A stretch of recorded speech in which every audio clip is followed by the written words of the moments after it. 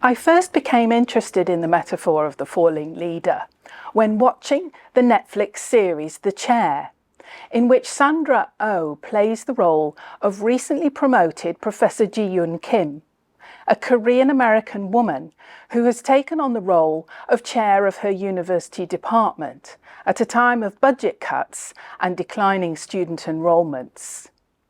Ji-yoon reflects on the impossibility of her situation by saying, "I feel like someone handed me a ticking time bomb because they wanted to make sure a woman was holding it when it explodes." What we see here is typical of the glass cliff, which researchers suggest is the penalty that women and leaders from ethnic minorities pay for accepting leadership positions, especially in times of crisis. If organisational failure occurs, it is the woman leader who is singled out for criticism and blame. The metaphor of the glass cliff provides us with a way of making sense of experiences of leadership that result from systemic discrimination, which is not always visible or easily seen. It is also a powerful image that has found its way into popular culture, including in media reports about women's leadership. My earlier research had explored how popular culture shapes people's understanding and performance of management and leadership in the real world. I began to see how representations of the glass cliff in the media help to perpetuate deep-seated myths about women's unsuitability for leadership that the original research had sought to address. I also noticed how they chimed with an age-old narrative of woman's fall, which can be traced to the Christian story of Eve's fall from grace for eating the forbidden fruit in the Garden of Eden. As feminists argue, this narrative has been used throughout history to suppress women and to justify unequal gender relations.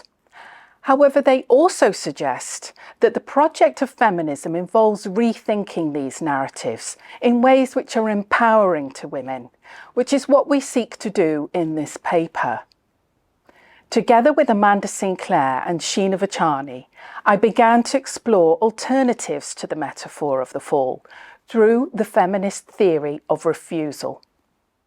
Our views, coming from our different perspectives, were that there were many problems with how women's leadership had been portrayed, but also how it had been theorised by leadership researchers. When we turned to the social arena, our observations were that there were many women, especially young women and people from non-traditional backgrounds, practicing leadership in remarkable new ways. And yet this was not being registered in much of the traditional leadership research. So we were keen to use more empowering feminist methodologies in order to embark on an exploration of this work. In the paper, we explore a theory of refusal as developed by the feminist and political theorist Bonnie Honig. We make the point that refusal can be generative, strategic, and embodied, a deliberate move that disrupts the operation of power or destabilizes authority.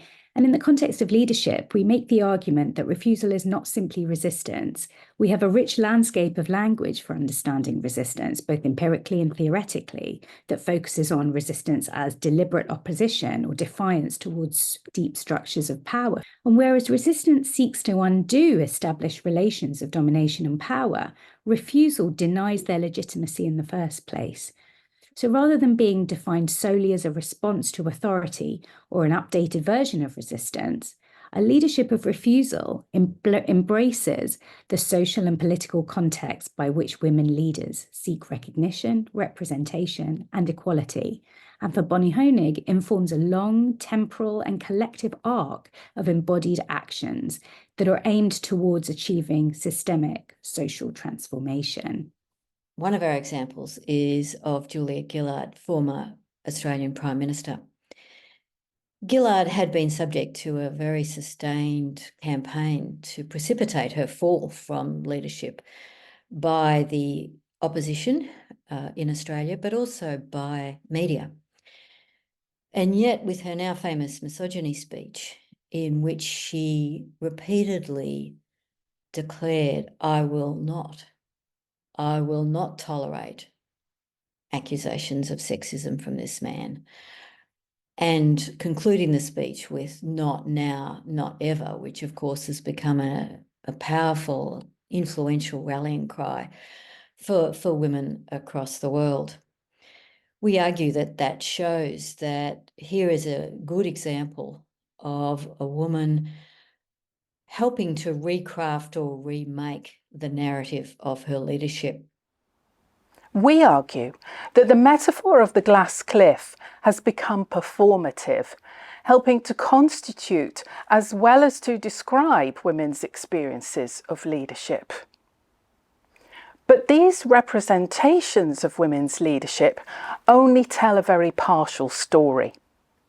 By introducing the leadership of refusal and showing how women enact it through their embodied performances, it becomes possible to challenge the fall as an inevitable outcome of leadership in masculine-dominated cultures. It creates opportunities for women leaders to develop more self-directed narratives that refuse the inscription of weakness and emphasise relationality. These ideas have helped us to make sense of our own experiences of leadership. They've helped us to notice and recognise the importance of saying no as a precondition for transformative action, not only for people who identify as women, but for all those who find dominant ideas about leadership constraining or oppressive. We hope that you will also find possibilities in refusal as a way of doing leadership differently.